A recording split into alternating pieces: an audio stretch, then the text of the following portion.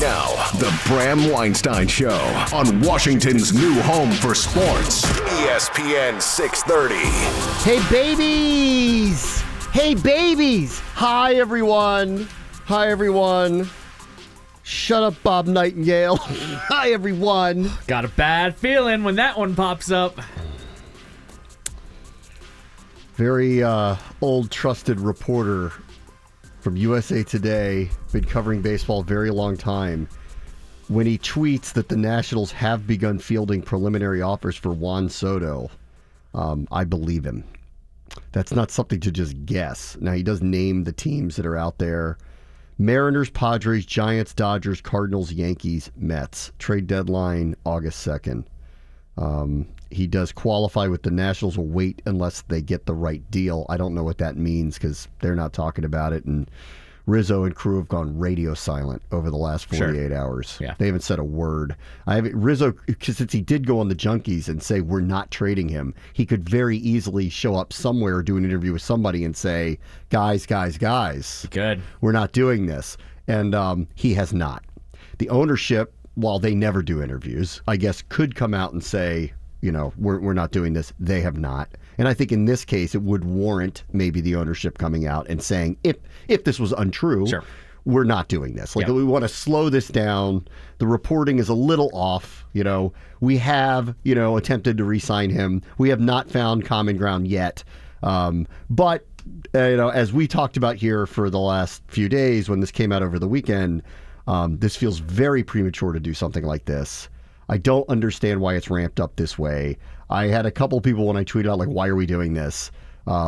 Basically say, well, they can maximize it now because it's 2 years out and they're not in a rush to pay him, of which I would say, once again, you don't have to do this year. You could do this next year. You do it in the offseason. That's right. I think you could do this in the winter where you can, have a much more robust and not rushed conversation about this. Right. You could do this next July. You could start that conversation and say, guys, we're actually, we may or may not do this. Mm-hmm. We want to see what the offers look like. Yeah. Get it to July again. It's still a year and a half out. Right. Or even you want to push it, go to the following offseason because you have a whole nother year in front of you. This really, to me, does not make any sense whatsoever to be in the rush to do what they're doing. And I don't know why this ramped up to 11 at all. Yep. Right. I mean, at all. Yeah. What I also don't understand either is since when did we do this? You can go on 3 pennant runs with him. That's never been a thing in any sport ever. It's been a rental deal, or in the case of last year with like Trey Turner, we don't have a chance to re-sign him. We're going to maximize a trade because you get to go on 2 runs with him. And on that theory, let me ask you this, okay? If you're one of those teams that looks at it that way, you're going to give up your whole farm system for a couple of pennant runs? Sure. Not knowing you're going to be able to sign him? Right. No. Right. Like, no. Of course you aren't. Now, granted, the talk of a team like the Padres has been they would make this trade and then not re-sign him, but they know, hey, for 3 seasons we got Juan Soto. All chips into the middle of the table here. Fine. Let's go. But on that particular case, I would say it. But on, say, the Mariners, where I was on radio in Seattle the other day because they're hot to try to get him. And then I said, well, you're giving us your stud back. I mean, that's how it's going to work. Yeah. Anyway, in their case, why would you acquire him knowing what you'd have to give up to get him and not intend to sign him? That makes no sense about why you built the thing up the way that you built it up for the last few years anyway. That's right. You have to be assuming that the team's going to acquire him is going to sign him.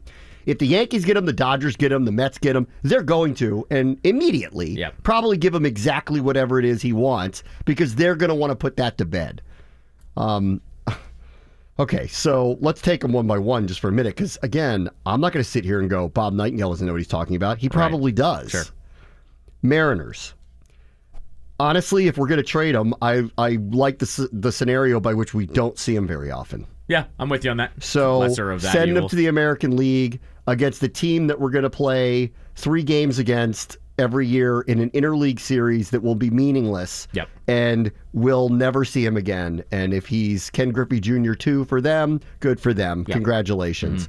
Padres, I'm with you on that. Like, he will make them the most fun team in the game.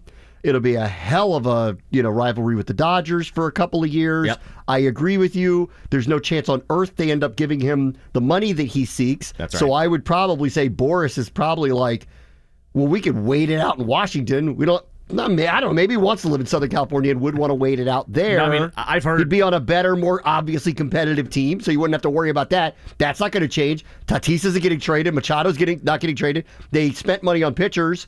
So they'd be competitive. So he'd get what he wants for the next couple of years for sure. But that's the thing here, and this is where, with the Padres situation, opens things up to Scott Boras. Why are you making so much noise about this? What if a team makes the trade and doesn't want to re-sign him? Isn't the reason you're making all this noise so you can get the money right now, or at least get that contract under control so he starts getting paid the 12, 13, 14-year, $450 to $500 million contract? That's the one thing I don't really understand here. If he goes to a team not intent to re-signing him, is Boras going to make just as much noise with that team as he's doing now? Because there's no difference. Would he be telling these other teams, by the way, when you do acquire him, we aren't signing anything unless you're giving me $550 million, right? And then we will. Yeah, right. No, I don't know. I don't know. Incentivize me to do this. Yeah. Giants. All right. Sure. Yeah. Okay. Again, my preference here is no NL team. Sure. That's my preference. Yeah. But whatever. Dodgers, obviously. What I've heard, though, with the Dodgers and the Yankees, because I think the Yankees are next on the list, is that they don't like the prospect of parting ways with all of their prospects and then having to pay him with stacked teams already. Yeah. That essentially, hey, the Dodgers want to re-sign Trey Turner. Well, they're not going to re-sign him if they need to re-sign Juan Soto.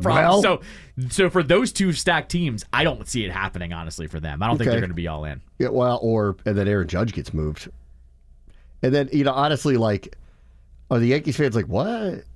With that? If Judge gets moved? Judge gets moved because Soto comes in. I mean, you're not paying them both $400 million. Not when you're 20 games above for the division this year. If you've messed that up, I would understand why they'd be pissed. Cardinals have lined up with a lot of people's reporting of they have the most actually to offer that they believe that the Nationals would actually want in return, which is a ton of young talent. I think the Mariners do too, and actually some of them are playing right now, and so. I think the Mariners kind of fall in this category, but the Cardinals apparently, and I don't know their farm system very, I'm not going to pretend I know it, but they're portraying this as they've got they're going to have, like the way I put with Durant with the Nets with the Wizards, we actually have a pretty good package to put in front of you if you want to listen to us. The Cardinals apparently would have a pretty good package to put in front of us. And the Cardinals you can mix and match. Like they have guys that are up right now that the Nats could take or that they could take, and the Cardinals could easily bring someone else to replace them in the lineup. So it's kind of a preference. Like, do you want the guys playing in the majors right now, or do you want the guys right behind them that we'd bring up anyways if we trade them? So the Cardinals are the ones that I've heard have the most to offer. The last on the list is the Mets.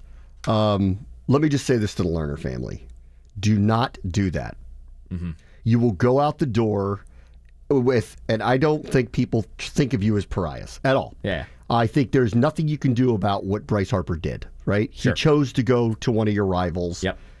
You did offer him more money per year than they did. He chose to do this. We don't blame you for that. Right. Like, I know you tried, and he didn't want to be here. For whatever reason, he just didn't want to be here. Fine.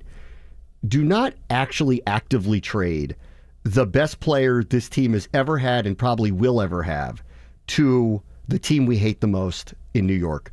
Do not do that. Yep. It's a mistake. I don't care what they put in front of you. In return, it's a mistake, and you have to know that. You're going to walk out the door, and we're going to spend the next 10 years watching this guy come down here for 20 games a year, hit a bunch of home runs, do the Soto shuffle against us, and then when either he or Harper are winning divisions, we're going to be sitting here going, we are literally that franchise that gave away our best players to our arch rivals. Yep. You cannot do that. I don't care if their deal is way better. And clearly, like, Boris, I'm sure, would love for him to go to the Mets because that guy Cohen will pay him whatever the number is. Yeah. Like, he knows there's not a negotiation there. He's going to tell him what the number is, and that guy Cohen's going to pay him, and that's an easy out for them. Now that we're here, that it's ramped up like this, I'm still trying to figure out why we're here. Right? Yep. Why are we here? Right. Why are we here? Is this Soto saying he wants to go? and this team telling him, we want you to stay, and here's one number that we knew you'd say no to, but considering it was preseason before a lockout, $350 million, you can't sneeze at it. Yeah. We did it, we're not upset you said no at it because we knew you'd say no at it. It's not what Trout's getting. Okay, let's try one more time. How about $440 million? Mm-hmm. Oh, it's a no. Are we trying to quietly, or is the Lerners trying to quietly say the part that you won't say out loud, which is you just don't want to be here no matter who the owner is? Sure. Is that what's happening? Is it that simple? I've heard that he loves it here. Then why are we here then? If he loves it here and we have a new owner coming in and we don't know how they're going to feel about this and nor are they rushed to do anything like this, why in the world are they even entertaining trading him right now? I've not only heard that he loves it here, that he hates change. That what are we doing? He just got a house in Arlington or a place in Arlington, and that he does not like change, essentially. I mean, because there's part of me that sits there and goes, are these billionaires who are, and I think rightfully so, offended that somebody is turning down that kind of money? Maybe. Maybe. These are different people. They've gotten to where they've gotten to because they think very differently about this stuff. And I have learned, having had some proximity to some of them through the years, that if you turn them down when they're making a reasonable offer to you, and trust me, the Lerners think this is a reasonable offer, sure. More than reasonable offer to him, they don't like that. They think it's offensive. And on some level, I'm with them on this one. That is the most money ever offered to anybody collectively, ever. And he said no to it. And I could see where they're offended by that. I'm just begging them to put that part aside of it, because the rest of us that want him, if he really wants to be here, to stay here, we'd like to respectfully ask you to be mad like the rest of the world gets mad and not hit the nuclear button, because that's what feels like is happening right now. You're hitting a nuclear button without thinking about all of the collateral damage that you were about to make. The generational 23-year-old player is going to leave because he offended you. But you're not even going to be the owner of the team. Right. Don't do this. Let the next owner deal with them.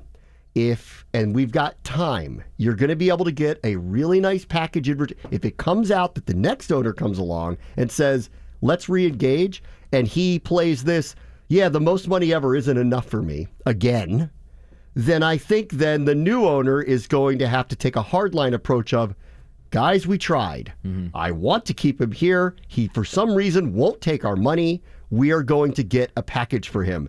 But that's why it doesn't have to happen right now. Right. So please, Mr. Lerner, get your hand off the nuclear button, because that's what's being pushed right now. And I still don't understand why we have to push it. It is worth saying, too, to your point, if a certain set of the owners, I think they have 11 prospective buyers, I think is the rumor right now, to buy the team. If somehow a majority of them have said, we want the Juan Soto situation resolved, whether that means re-signing him or being traded, maybe if I was the Lerners, I would turn around and say, no, we're going to let you guys decide that in the offseason. But we'll give it a shot. And but the other problem with that is, even if you think that was true, one, are all the groups in lockstep with that? Of course not. Everybody's trying to get the team. Right, secondarily, all of their, comfort level with a budget like that, well, it's all going to be different for each one of them. Absolutely. So in this case, how could the Lerners speak on behalf of anybody else? I'll go back to what I felt like all along. If anyone complains to them about whether this happened or didn't happen or is just hanging out there, which looks like it's going to be if they don't trade him, well, I would just say back to them, well, do you want to buy the team? Yeah, right. No, exactly. Every team comes with complications. You got a big one to start with. And actually, it's a good big one, because everybody likes him. He should make a lot of money. He's awesome. He's going to put a lot of butts in the seats until the end of time. Right. You're going to sell his jersey forever, by the way. Yeah. You're going to put a statue of him up. I can, get you the name of the guy who's doing the Scherzer one for us if you'd like to meet him. the soon-to-be Zim one. Yeah. Exactly. We have a good statue maker guy. You can get him on the horn, maybe get an early rate so when he's ready to build it. This is, I still I don't understand it. And I think the learners, this is what I would want to say to them. When you do sell the team, this is how you're going out. Right. Why do you want to go out like that? Like, I kind of get it. Why? Okay, if you re-sign him and you go out and this is the gift to the city or the fans of the franchise, you say, look, this guy's going to be here for the next 10 to 15 years. This is our parting gift, right? I don't understand why you have to go to the other side and say, well, he didn't agree to it, so we're going to get rid of him. You can always just let the next people decide that. That's what I'm saying. Like, this feels a little December 2019, people sitting in an office and making really bad decisions about what they were going to do as they were leaving. Correct. I don't want to have the August 2nd commission to find out who texted who about what when it came to Juan Soto and who was the person who said, forget it, hit the button, and eject him. Right. And he goes to New York. Rizzo. You might as well leave town if you actually complete a deal with the New York Mets with him. Here's what I mean, forget it. You want to be. There's no explaining that or coming back from it. You want to be extreme? If you're Rizzo and you're told to trade Juan Soto, you pull a Jeter. And which is what? You resign. Resign? I'm not going to do it. It's not in the best interest of the team. We got new owners coming in. I'm probably toast anyways after next year. Yeah. Oh, okay. Because he's only got 1 year left on his deal. And he just goes, you know what? Been here long enough. You didn't let me trade Harper last time around. I tried to. I wanted to. In fact, I had deals. He was going to Houston. He's going to Houston. We were going to have a couple of those guys here. Uh-huh. Yeah. And now he's going, you want me to trade this guy, age 23, just won the home run derby, and was the talk of the town for that whole week and, shone through it? Nah. I'm out. I'm out. If I'm Rizzo, I'm out. And guess what? Everyone would stand up and give him a standing ovation the next time he comes to town. He's resigning. I've decided, in my own opinion, it's not in the best interest of this franchise to trade this guy at this juncture. Right. This is a conversation, if I am the GM in a year or two from now, that we'd have to have if we're at the same stalemate, but it's not one to have right now. Therefore, I resign. You trade him. Yep. I'm not doing it. I'm not putting my name on that. All right. And I know he loves the area, but I think in this case, everyone would finally understand. I wouldn't say he's been contentious with the learners, but there's always been friction between the two, and he's worked out great with them, right? Like, they have had a... I'm okay with that. I don't think ownership comes with carte blanche. No, like I agree. This fantasy that the owner comes in and writes blank checks to everybody, that's not realistic, and I like to be fair to them because it's not like they haven't spent money. But I think for once he's going to go, nope. Not this time. Not this time. You always drag me around on these 2-year deals. I built a contender for you. We were good for almost a decade. This is where I finally draw the line. I'm not going to put my name on this. Yeah, exactly. I am not going to go down as the GM who traded Juan Soto for a bunch of guys, and if they don't work out, it goes down as one of the worst trades in the history of sports. He's already the guy that traded Max Scherzer and Trey Turner. I mean, right. We know where that came from, and we know why they had to trade them. Right. And I said it then. I'm like, it makes no sense to add Trey Turner to that deal. It made no sense then. It still makes no sense now to me at all. Fair. At all. Like, I think they could have separated those two if they really wanted to trade Trey Turner that badly. Yeah, right. That also felt very nuclear by the learners to get rid of somebody prematurely. That guy never even got a real offer. Remember, his offer was something ridiculous, like 6 years, 120. Right. They didn't have to trade Trey Turner at the time. Yeah. They could have waited till this summer, and then they could have done it again. I am 100% convinced that the Nationals would have gotten a pretty decent return for Scherzer by himself. Well, now you could actually ask her this question. And I don't blame them for trading Scherzer. He was in the last year of a deal. The team season was done. He wasn't going to resign here. I'm okay with that. That's natural and normal. I'm okay with that. When they added Turner in, I didn't understand that when it happened. Well, now you're having a larger conversation. If this was always going to be your plan, or you were going to force this hand this fast, why didn't you hold on to Trey Turner and trade him with Soto this year? Because that return, I think, would have been unreal. The other part of it, too, it also exposes them, if it is true that they want to link a Corbin contract to this to get out of it because, they're just going to hold someone up hostage to do it. Well, that's the ownership making a statement like that. Correct. To get it done, you've got to take this crappy contract we have with us. Which also dilutes your return with Soto, by the way. Which is patently absurd. Don't do it. Don't do it. Just everybody calm down. Everybody just let this kid pass the deadline. Let's all talk about it in November and December when there's probably a new owner here. And in all likelihood, if a new owner comes in, it's not going to happen immediately, but one of the first orders of business for a new owner will be to meet Scott Boras, talk to Juan Soto, and have a major heart-to-heart about what their vision is for the future and how you feel about it. And at that point, I would much rather them field offers, if that's the way it's going to go, in the offseason, where there's time, there's no rush. You can take your time. You're the one with the asset. I don't know how you get around to trading this person unless he is quietly behind the scenes pushing the issue to do so. Publicly has said the right thing the whole time. And if you're right and realistically he doesn't really want to leave and he would like to actually get a deal done, then, let's just wait. Let's just wait. And this is either one of the worst games of chicken I've ever seen, or the learners are about to push a nuclear button on something without real explanation for it as they go out the door, and I just don't know why they want that on their legacy of the team. They built the stadium. They brought they helped get DC baseball back. They built this stadium. They redeveloped a part of town. It's beautiful down there now. It's one of the most sought-after places to live now. They've done an incredible job here. They built and spent money to have a contender for a decade. They ended up winning a World Series. Why in the world would you go out the door by doing something that people are going to remember you for most? When this guy goes and breaks records in his career in someone else's jersey for no reason whatsoever. No reason. You want the latest from John Heyman on Airplane Gate? Why is that a thing? John Heyman 15 minutes ago tweeted, teams sometimes provide private travel to the All-Star Game to players who by definition are performing at an elite level but are not obligated to do so. Players can also pay for their own private travel, but agents are disallowed from paying as private travel is obviously a gift over $500. He follows that up with, the Nats did ask the Braves if they would let Soto, Davey Martinez on their team plane, and were told it was full. The Braves took their team staff and their team media.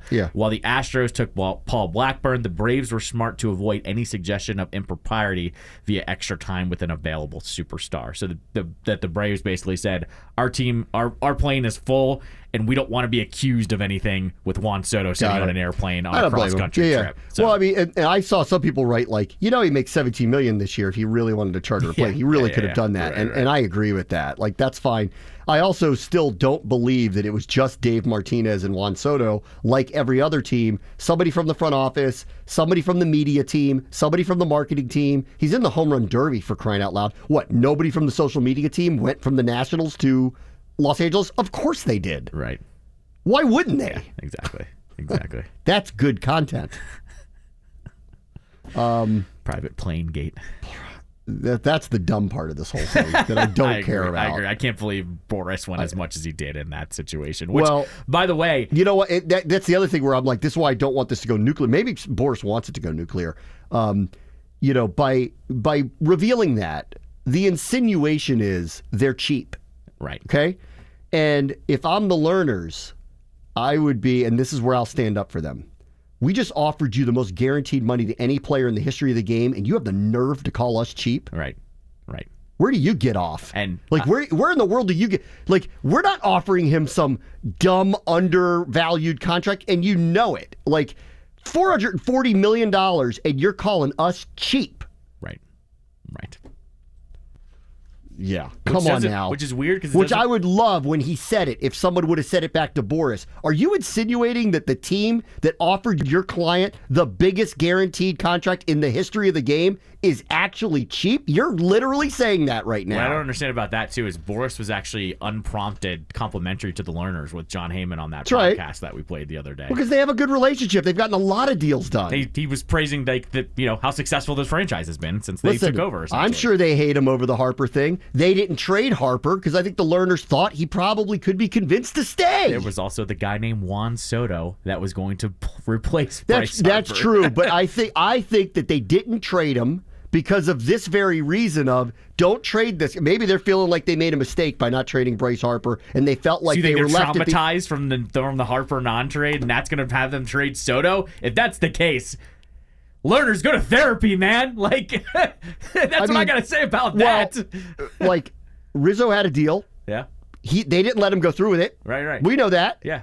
Why? Because you kind of don't trade people like this. And they probably thought, look, when push comes to shove, we are they had intentions of giving him what they thought was a market contract. It wasn't like, this isn't an Orioles thing where they're like, we're not going to pay Machado. And they're like, if we don't trade him, we're not going to get anything for him. We're not going to trade him because we are going to offer him this. And hey, come on, he's our family. You'll see, it'll all work out. And it blew up in their face when he took less money per year to go to their rival. Maybe they're sitting there thinking about it going, I don't trust this Boris guy in a situation like this. They keep saying all these things. It never ends up happening. Still, though, I would say to them, you guys need to stand down a little bit and stop hitting the nuclear button here, because you're not going to be ultimately making this decision in 6 months. It is worth mentioning, at least with the Harper situation, the Nats were not completely out of it that year. That in 2018, they were far back, but they were not by any means finished for the year as well. And if you looked at their lineup from top to bottom, maybe they were going to compete. Well, I guess actually I'm going to eat my words here. No, they didn't, because they traded Daniel Murphy that year too. So no, I guess they could have traded Bryce Harper and really torn it all down. So I never mind. I'll renege on that. But yeah. Oh man, I'm with you. You're ruining my week here, guys. They're ruining my fandom.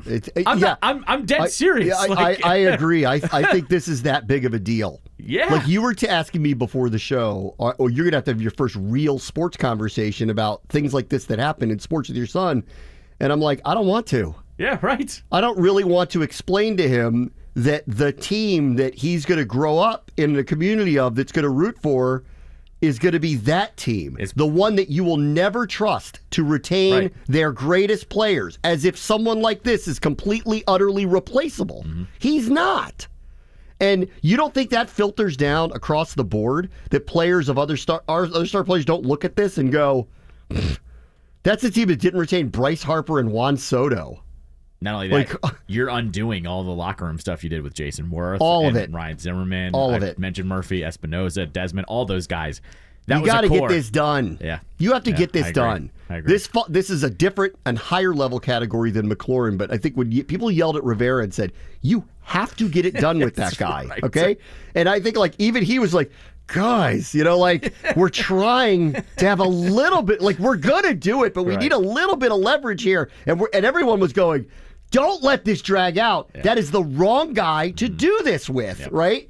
This guy is 50 times more the wrong guy to do this with. I will say this too, and you can call me a hot take on that it's a hot take, whatever.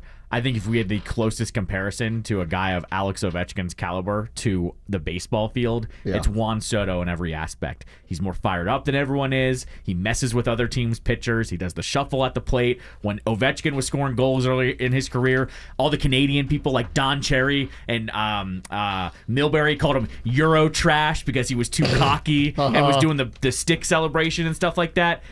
Guess what? All that guy did was shut up and play afterwards, won a championship, ends up being one of the best players, one of the best goal scorers of all time. I'm saying you have the same type of marketability with the guy on the baseball field who's already won a ring for you, and you might blow up that situation. And I can't believe we're even this far gone from it. It's literally unbelievable that we're having it this time now, and there's 2 years left on his deal after this season. It's unreal to me. It is unreal. We have a very special Throwback Thursday for you. We're going to go really through. Uplifting. We're going to go through. Well, actually, most of these trades that we're going to profile. So we haven't picked one year. We're going to pick a bunch of different years of what are maybe the most important trades in Washington, and in the Orioles case, Washington sports history, because we'll play a couple of Orioles ones as well through the years. I would argue that if they do make this trade, it will go down as either the biggest and potentially the worst thing that any team here has ever done at his age and letting him go for whatever they get back in return. So we'll take a quick break. Bram Weinstein Show, ESPN 630 Sports Capital. We're going to take a look back at some of the most important and landscape-changing trades that happened across all of the professional sports teams, because we're in the midst of potentially one happening right now where Bob Nightingale of USA Today says, we have reached the Russian roulette part of this game of chicken, where the Nationals reportedly have already fielded preliminary offers from 7 different teams, and I'm going to guess there's about 25 that might want to get in on this if they could. If they can afford to pay it. So there's someone like the Pirates going, nah. We're out. Yeah. They're hitting the button. We're out. Yeah, they're like, Cincinnati's going, we're good? Yeah, I don't think so. Hey, Marlins, we're fine. Forget it. We're fine. Anyway, we chose 1982 as our first one today because that is the year of the famous Rod Langway trade that occurred back in 1982. So that's 40 years ago. Yep. 40 years ago now, the Capitals made what I would think is one of their two biggest trades. This one was the beneficial one that happened. We'll get to one later that didn't really work out that I thought at the time was amazing. It was massive, though. I mean, massive at the time. Yeah, we'll get to it. But it did not work out in their favor, which of course was Jaromir Jagr. But this one, the Rod Langway trade, did. One of the few Capitals jerseys that are up in the rafters down there at Cap One. People forget often that Rod Langway came here with Craig Laughlin. That's right. He was part of that trade that came here, and of course he's been a massive part of this organization ever since, being on the broadcast with Joe Beninati for 25 years now, and of course had a very good, he wasn't the greatest player, but he had a long playing career as a Washington Capital. I was going to say, Rod has remained a fixture of the organization too, actually. That's right. He's around every home game. I think he does something on the the big screen with something. But yeah, like pillar of the organization. I have a puck autographed by Rod Langway in my house from when I did a NHL draft show at a bar in Alexandria I bet he was at there. 10 a.m. Was Rod throwing him back? Oh, yeah. Yeah. I'm not shocked. It was Rod, if you ever see him, he's too early for Rod. Rod, when you see him, is a man of the people in that way. Yeah. He's happy to have a drink with you. There was no I'm Rod Langway. No, come on up. Yeah. He's the best. I'll sign anything you want. I'll hang out with you. Whatever. He didn't care. Man of the people. That's a good way to put it. Those Jack and Cokes went down smooth at 9 a.m. And it was even though this is back in the day when I could do that, but even at that moment I was like, wow. You're about to go on the radio doing that. Okay. All right. I actually won't forget this. You brought this up. I met Rod Langway doing a bobblehead blood drive giveaway, and it was his bobblehead. So I had given blood, but there weren't a lot of people around, and I walked up because he was signing the bobbleheads, and I was wearing a Redskins jacket. Me and Rod kicked it for like 15 minutes about the Redskins. Oh, yeah. And I was like, this guy's my favorite old player now. Rod never left. I think he's in Alexandria, maybe, something like that. He's walking around King Street getting bombed. Yeah. Rod. He knew it all, too. Like, nothing was too inside. So, the trade back then was Rod Langway, Craig Laughlin, Doug Jarvis, Brian Engblom, who's had a long broadcasting career. Look at that. It was with Montreal. The Caps sent back what was their best player at the time, Ryan Walter, and their 1976 first overall pick, Rick Green. As your boy Ben Raby has profiled in the past, David Poile was a rookie general manager when he did this. Wow. Okay? Wow. He was 10 days removed from being hired by Abe Pollin when he did this. And according to Ben Raby's profile with Poile, in looking back on this, Pollin's reaction was, "You did what? You better know what you're doing." Because apparently Pollin loved the 38 goal scorer, was like his favorite player on the team, and couldn't believe that he would trade him. They had yet to have a winning record in 8 years. Yep. And you got to remember, at this point in time, there was a lot of likelihood that they were going to move. Yeah, save the There Caps. was not enough support going on. And so that trade actually probably saved the Caps. And Poile ended up being GM for a long time. Yeah. Yes. Abe Pollin put out a criteria that same year of 4 things that had to be met, or he would move the team out or sell them. Or he even said there was a fold the Capitals situation that was available. His criteria at the time was they had to build a season ticket base of 7,500 people, which would have been a massive increase from what they had. They were only averaging 11,000 people per game. Their season ticket base was like 4,000. So it was a big jump that they wanted. They had to sell out the team's first 10 games. He demanded it. He said the Cap Center's rent needed to be reduced, and so PG County had to come through with that, and they did at that point. So that one was easy. It got so crazy, George Michael had a very famous Save the Caps telethon to sell tickets. People's Drug, which got put out of business by Walgreens and CVS and people like that, had Save the Caps banners out on their stores at the time, and many local businesses chipped in to buy tickets to those first 10 games. So the community came to support the Washington Capitals.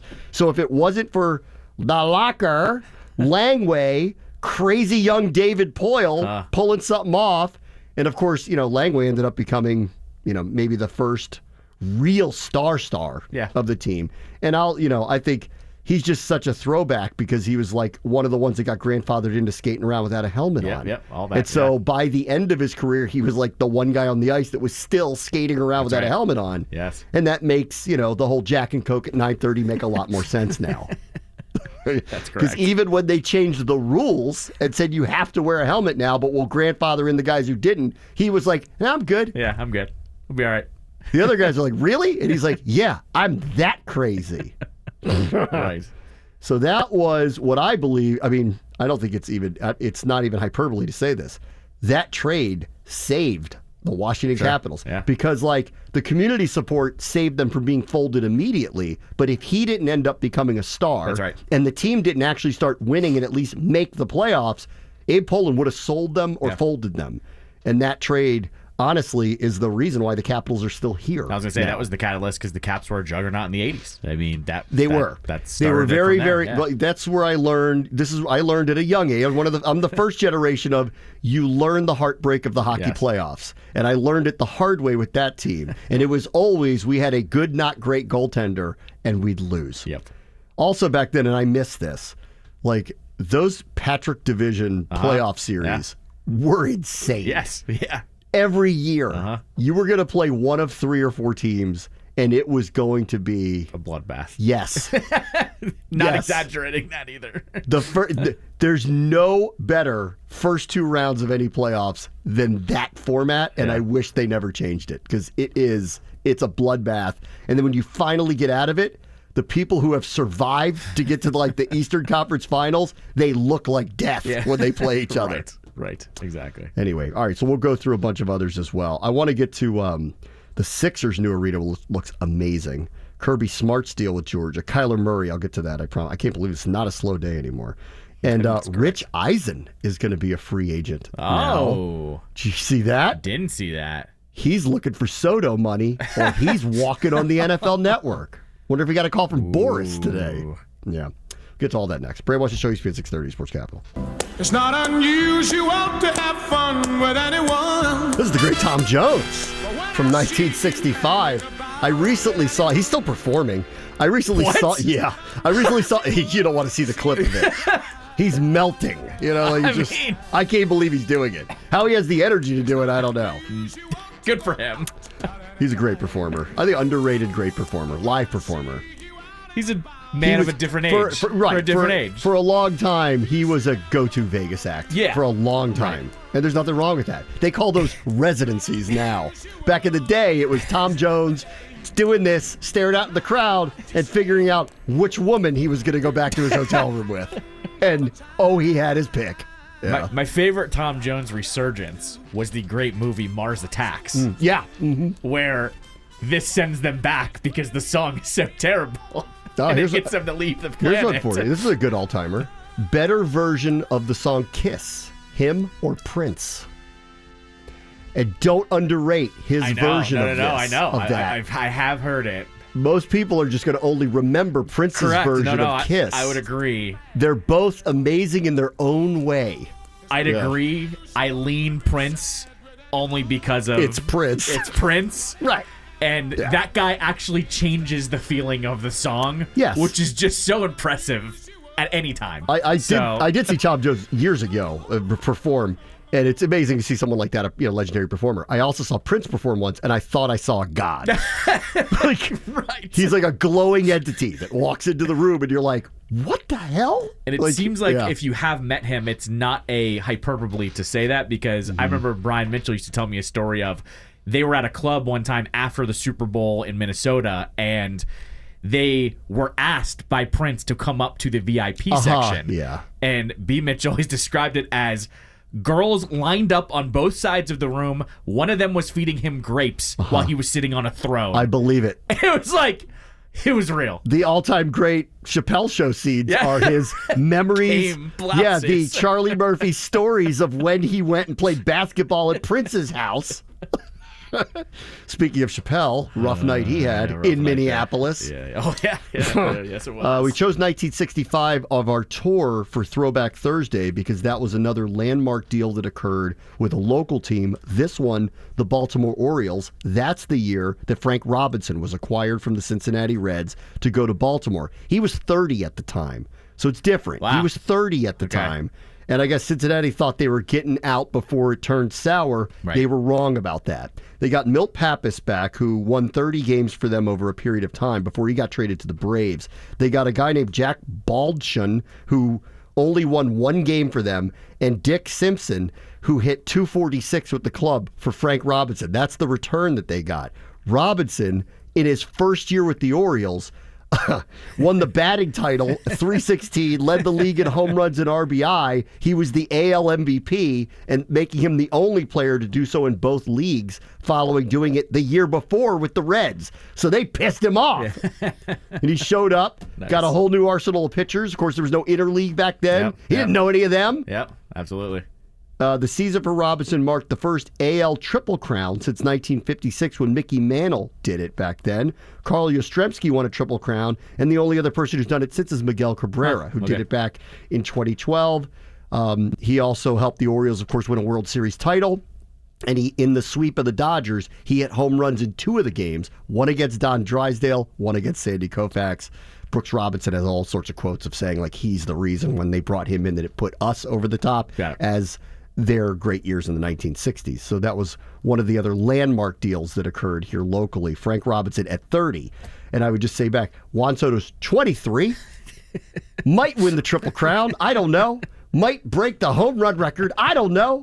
Certainly looks like he's going to be walked until the end of time. So whatever that record is, and he looks like a winner to me. So please don't trade him. Please don't trade him. Agree.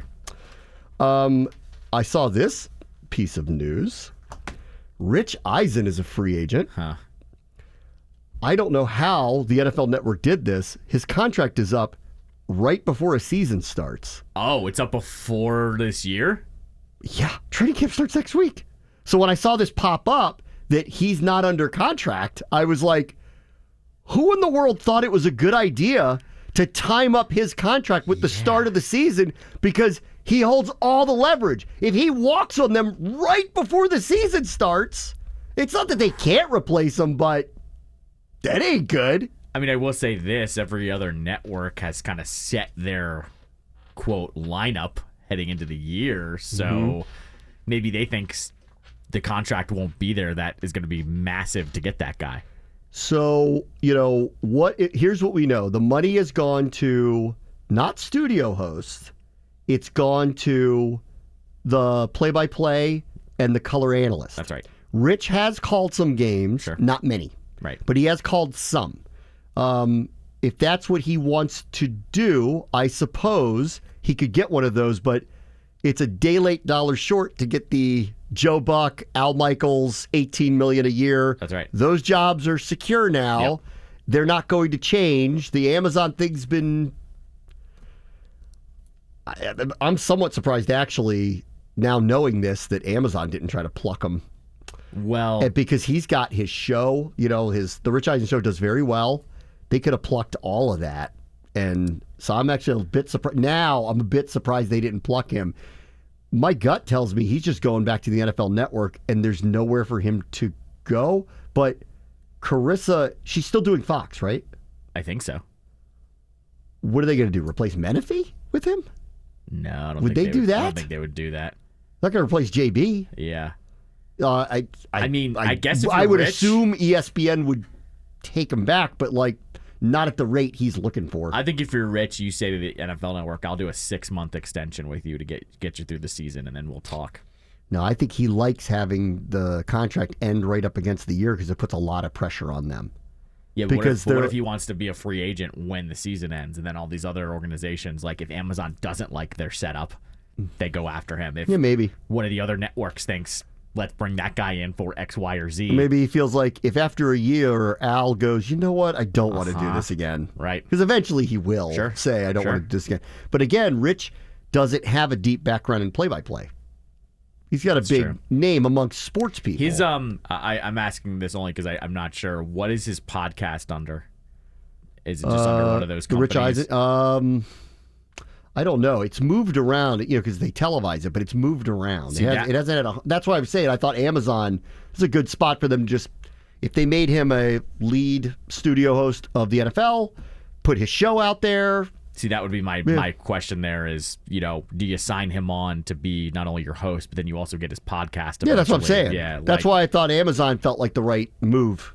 Amazon, if ESPN was interested in him, that would I think solve the need. I think ESPN would be interested. Would they outbid even the NFL Network? Like, I don't even know. And then he would be like, well, I'm doing Sunday NFL Countdown. Yeah. Sam Ponder isn't. Yeah, right. Correct. And I'm not co-hosting with her. Yeah. I mean, that does make that. This feels a little too late to me. That's what I'm saying. All this stuff happened in the spring. Why didn't he? Everyone knows what they're going into with the season with. I don't know. I guess you could figure the NFL. it out, I will say this too. The NFL Network. Just because I know this, I follow the industry. They've cut a lot of people. Okay.